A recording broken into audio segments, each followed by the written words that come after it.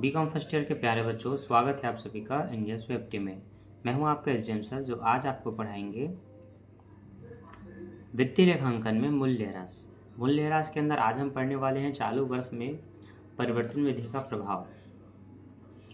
इस टॉपिक में स्थायी किस्त या घटती किस्त पद्धति अनुसार ह्रास लगते रहती है कुछ वर्षों तक। कुछ वर्षों बाद ये बताया जाता है कि घटती किस्त की जगह स्थायी या स्थायी की जगह घटती किस्त का प्रयोग करना है। दर में भी परिवर्तन हो जाता है, 10 का 15 या 20 हो जाता है। तो ये टॉपिक आप सभी के लिए इम्पॉर्टेंट है। एग्जाम में ऐसे क्वेश्चन आ सकते हैं क्योंकि ये थोड़े घुमावदार प्रश्न हैं और ऐसे क्वेश्चन एग्जाम में आते ही रहते हैं। आपको ध्यान नहीं देना है, सबसे पहले प्रश्नों को पूरा पढ़ना है। एक कंपनी ने एक पुरानी मशीन 1 अप्रैल 2017 को 37,000 में खरीदा और तुरंत 2,000 रुपये उसको लगाने में खर्च किए और मरम्मत में 1,000, मतलब कुल मिलाकर 3,000 रुपये का खर्च किया गया, जिससे इनकी कॉस्ट अब टोटल 40,000 हो जाएगी। और 17 के बाद 1 अक्टूबर 2018 को उसने दूसरे यंत्र 10,000 रुपये में खरीदा। एक और यंत्र खरीदा, उसका समय है 1 अक्टूबर 2010। और 1 अक्टूबर 2019 को उस मशीन को 28,000 रुपये में बेच दिया, जिसे इसने 2017-18 में क्रय किया था। 17-18 में क्रय किया था 28,000 रुपये। अच्छा, 17-18 में जो क्रय किया था उसको 28,000 रुपये में बेच दिया गया। ठीक है, तो आगे इसने कहा है उसी दिन इसने एक और मशीन 25,000 रुपये में क्रय किया। 1 अक्टूबर 2020 को दूसरी मशीन, जिसे 1 अक्टूबर 2018 को 10,000 में क्रय किया गया था, उसे 2,000 रुपये में बेच दिया गया। ह्रास 10% वार्षिक की दर मूल लागत पर साधारणतः 31 मार्च को लगाया जाता है, लेकिन 18-19 से ह्रास की दर में 15% परिवर्तन करके क्रमागत ह्रास पद्धति अपनाई गई। तो यहाँ मूल लागत सुनाई दे, मतलब ये स्थायी पद्धति है, और यहाँ पर क्रमागत ये घटती किस्त पद्धति पता चले तो ये वही क्रमागत या घटती किस्त पद्धति है। ठीक है, एक फिक्स मेथड बैलेंस है, एक डिमिनिशिंग मेथड बैलेंस है। तो ये दो अलग अलग पद्धति से बनाई जाएगी। तो ह्रास को अपनाना है, घटती को अपनाना है 18-19 के बाद से। तो अभी 17-18 तक हम नॉर्मल बनाते हैं। तो देखो, मशीन खरीदा है 37,000 में, तो पहले रोकड़ खाता से 37 बताना, उसमें जो भी एक्सपेंसेस हुए हैं उसको उसके नीचे रोकड़ खाता से एक्सपेंसेस बोल के लिखना 3,000 रुपये, और कुल मिला के लागत हो गई 40,000 रुपये। 40,000 से बैलेंस करेंगे, आगे बढ़ते हैं। इनका ह्रास 10% लगाना है बच्चों, तो 40,000 का 10% हो जाएगा 4,000, तो यहाँ 4,000 लिखा जाएगा। 40,000 में 4,000 घटाएंगे तो 36,000 रुपये आएगा, इसको बोलेंगे शेष ले गए। तो इस तरह से जितने भी मशीन कटेंगे उनके ह्रास को हमें लिखते हुए चलना है आगे। ठीक है, आगे बढ़ते हैं। 40,000 से दोनों पक्षों का बैलेंस करेंगे, यहाँ भी 40,000, यहाँ भी 40,000, डबल लाइन खींचना, क्लोज कर देना है। 17-18 का बन गया। अब 18-19 से क्या है, घटती किस्त पद्धति 15% लगाना है। तो सबसे पहले आप शेष लाया गया इस 36,000 को यहाँ लिखेंगे, 18 और यहाँ 19 का डेट डालेंगे। 1 अप्रैल को शेष लाया गया 36,000 रुपये, और इसी साल एक 10,000 की और मशीन खरीदी गई थी, जो कि आपको यहाँ पर मेंशन किया गया है कि उसने तुरंत 2018 में ही 10,000 की मशीन खरीदी। तो आप ये 2018 में 1 अक्टूबर को रोकड़ खाते से फिर लिखेंगे। अब 2 प्रकार की ह्रास लगेगी, है ना, एक मशीन 1 का, एक मशीन 2 का। लेकिन जब रूल में परिवर्तन हो तो आपको छोटा सा कार्यविधि करना होता है। कार्यविधि क्या है वो देखिए। आपको सबसे पहले देखना है कि आपने किसी संपत्ति पर स्थायी किस्त कितना लगा दिया। स्थायी किस्त पद्धति अनुसार आपने ह्रास लगा दिया 4,000 रुपये, और अगर हम इसी को घटती के अनुसार 15% निकालते तो कितना निकलता ये हम देखेंगे, और दोनों की जो स्पेशल कार्यविधि होगी उसको हम वहाँ पर नोट करेंगे। बस ये मैं आपको समझाने वाला हूँ, अपना कॉपी निकाल के। जितने भी बच्चे आप वीडियो को भी देख रहे होंगे, कॉपी में नोट कर लेना, और क्योंकि जो नोट करोगे ना उसकी सहायता से आप और भी क्वेश्चन बना सकते हो। 40,000 की मशीन जिस पर स्थायी में 10% और घटती में 15% ह्रास लगेगा, तो 15 चौक 60, मतलब 6,000। 1 0 से 1 0 कटेगा तो ये हो जाएगा 4,000। तो आपने देखा, अगर आप स्थायी के अनुसार लगाते, फिक्स मेथड के अनुसार बनाते, तो उस समय आपका ह्रास था सिर्फ 4,000 रुपये, लेकिन डिमिनिशिंग के बनाएंगे, घटती पर बनाएंगे या ह्रास मान पर, तो 6,000 निकला। हम क्या करते हैं, इन दोनों का जो डिफरेंस होता है उसको लिखते हैं। तो इन दोनों का जो डिफरेंस है मतलब अंतर वो है 2000 का। ये जो दोनों ह्रास में अंतर की राशि आती है, दोनों का अलग अलग ह्रास निकालना है ऐसे अपनी अपनी पद्धति से, फिर दोनों घटाना है। जो डिफरेंस आता है उसको लाभ हानि खाते में ट्रांसफ़र करना है, लिखना है एज पर 6 करके इसको लिखना होता है। तो देखो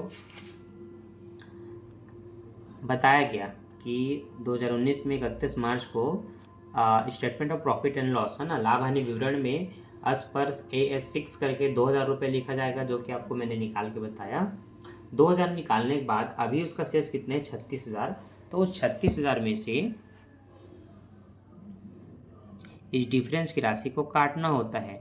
काटने के बाद जो भी आपको दिखे उसका फिर इस साल से 15% लगाना है घटते अनुसार। तो 15% अब लगाएंगे इस तरह से, 15 शून्य शून्य, 15 चौक 60 की 0 हासिल है 6, 15 तिया 45 और 6 51।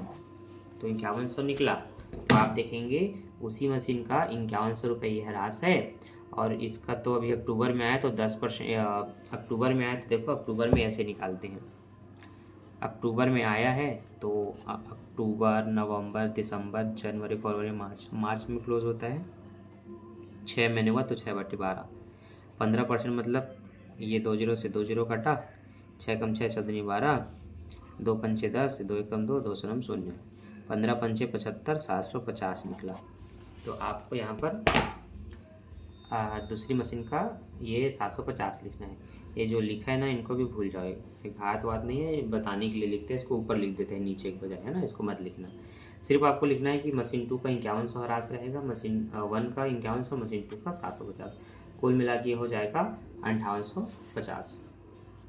ये आपका लाभ हानि में गया, ये आपका ह्रास रहा। अब इनके ह्रास में से ये राशि घटाकर आप ये जो लाएंगे शेष लेकर कहलाता है, तो इसको बैलेंस बोल के इस यहाँ पर क्लोज कर देना है। ठीक, ये होता है ह्रास के दर में परिवर्तन। इसमें जो मशीनें जितनी साल तक स्थायी में लगी हो बाद में घटती लगेगा, तो स्थायी भी निकालना घटती भी निकालना और दोनों के है ह्रास को काटना, जैसे मैंने यहाँ पर आपको काट के बताया, और डिफरेंस को लाभ हानि में ट्रांसफ़र करना, फिर इसको भी उसके शेष से घटा करके इस साल जो परसेंट लगाना है उसका ह्रास निकालना। तो ये थोड़ा सा कार्यविधि इसमें बढ़ जाता है, और ऐसे क्वेश्चन जब आप देख करके बनाएंगे तब आपका क्लियर होगा डाउट्स। एक और क्वेश्चन मैं आपको दिखाता हूँ ताकि आपके सारे डाउट क्लियर रहें। इसमें 1 लाख की एक मशीन है जिस पे 2000 रुपये का व्यय किया गया, तो कुल मिला के इसकी लागत 1,02,000 हो गई। 1 अक्टूबर 2050 को एक और मशीन क्रय किया, 1 अक्टूबर 2018 और उसको नीलाम ही कर दिया 40,000 रुपये में। 1 अप्रैल 2016 को एक और मशीन क्रय किया गया था और उसी दिन 25,000 में एक और मशीन क्रय की गई। अच्छा, जिसको नीलाम किया गया उसको 26,000 में खरीदा था, ये बताया है ना।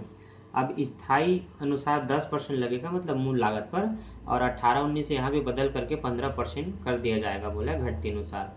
तो बस आपको 16 से लेकर के 21 तक का खाता बनाना है। तो देखो पहले साल 2016 में 1 लाख का एक मशीन खरीदा था, तो रोकड़ खाते से 1 लाख व्यय हुआ है, तो उसको रोकड़ खाते एक्सपेंसेस करके 2,000 रुपये लिखना है। इस साल एक और मशीन आ गया है तो उसको फिर से रोकड़ खाते से अक्टूबर में आया बोल करके 50,000 रुपये लिख देना है। 10% लगाएंगे तो 1,02,000 का 10% 10,200 हो जाएगा। 50,000 का अगर आप 10% निकालते हैं तो आपको थोड़ा ध्यान देना पड़ेगा। देखो 1 लाख में 2,000 को जोड़ोगे तो 1,02,000 हो जाएगा, जिसका 10% निकालना है मतलब बस 1 0 काटना है। तो 10,200 जो आपको दिख रहा है ना, ये आपका 10% हुआ। अब है आपका एक 50,000 का, 50,000 का भी 10% निकालेंगे, लेकिन अक्टूबर में खरीदते हैं तो हमेशा 6 महीने का निकलता है। 1 0 से 1 0 कटा, 1 0 से 1 0 कटा, 6 कम 6 14 12, 5,000 को 2 से भाग करेंगे तो ये हो जाएगा 2500।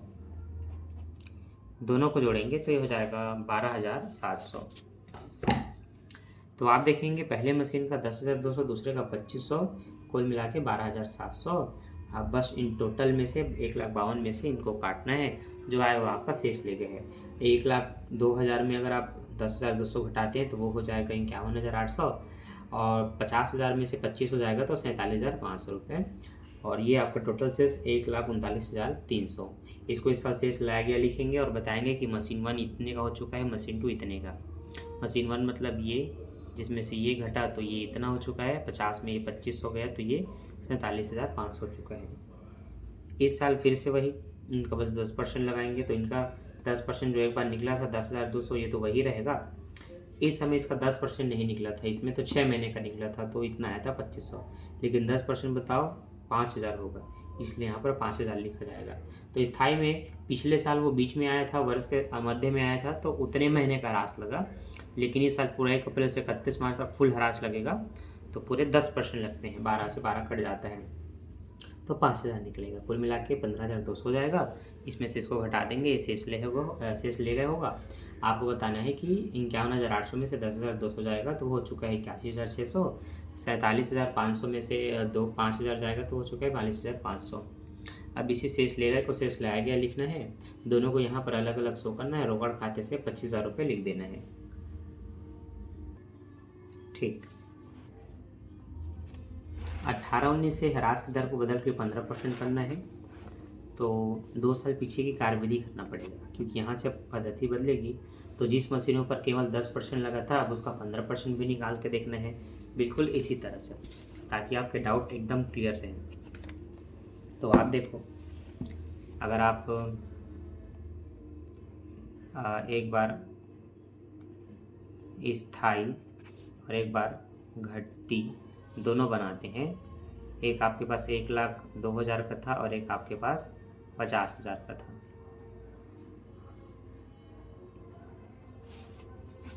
ठीक, तो पहले साल इसका 15% निकालेंगे, है ना। तो 15% मैं यहाँ साइड में निकालता हूँ।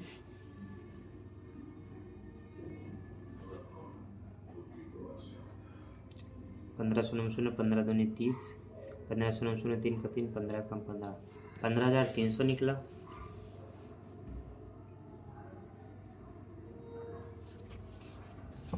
मशीन 2 को तो अक्टूबर में ख़रीदा था तो उसका तो 15 निकलेगा, लेकिन जब भी मैंने बताया कि अक्टूबर का हो तो 6/12 करना है। 6 कम 6, 6 दूनी 12, ये 2 0 से 2 0 कटा तो 1 कम 2, 2 दूनी 4 और 2 पंचे 10, 0 250 को गुणा करेंगे 15 से, 15 शून्य शून्य, 15 पंचे 75 की 5 हासिल 7, 15 दूनी 307, 37, 37 50 निकला।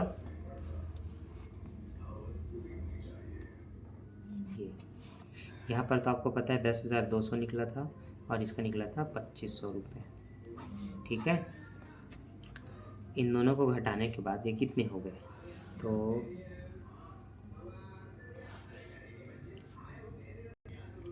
इस बुक में ना नीचे में आंसर दिया हुआ है, वहीं से समझ लो डायरेक्ट। ठीक है, अब फर्स्ट आपके स्थाई के अनुसार, सेकंड में आप लगाएंगे घटती के अनुसार, है ना।